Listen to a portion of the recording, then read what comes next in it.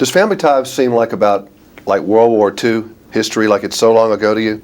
In a way, and in another way, it's real immediate because at the time the show ended, I think everybody else was kind of like, well, what now? And I was in the middle of Back to the Future 2, and I was doing Back to the Future 3, and then my Tracy was pregnant with Sam, and it was all kind. I was just like, oh, is this done yet? I gotta go. So that now I had some time. After I did The Hard Way in Doc Hollywood, I took a lot of time off, and I had some time to kind of look back and miss it, which was good, And I talked to Meredith quite a bit, and Justine, and so it's nice. I've kind of had a chance to mourn it, put it in its proper perspective. But I don't spend a lot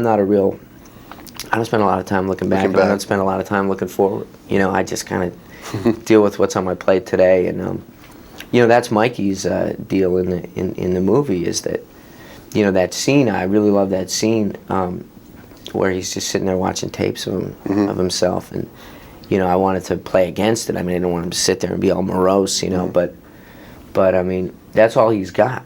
He's just got looking back, saying, "Wait a minute, It must be very hard for someone to peak at like 17 or 21, like a football player, for example. Right. They've done all that they're really ever going to do. There are a lot of point. athletes that spend time looking at tapes of the big game. That must be scary. Yeah, it's you always got to have something in your life to keep you in today, and that for me, I've said this a million times, but the other thing that happened just as I finished Family Ties, and probably the most important thing, was that I got married, and I started a family, and that became the most important thing to me.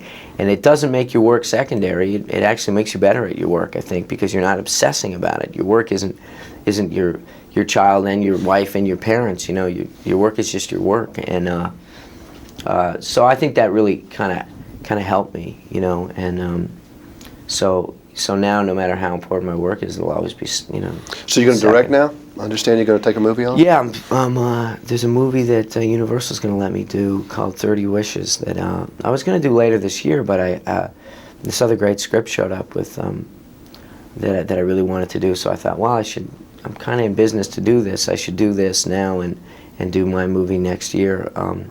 But it's called 30 Wishes, and it's about a guy who turns 30, and there's a kind of a fantasy hook to it, which is that he, through one way and another, is given 30 wishes, and they're the 30 wishes he's made every time he's blown out the candles on his birthday cake.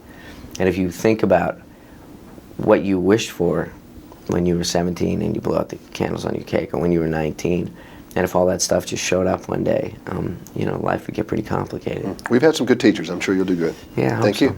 Thanks a lot, Jim.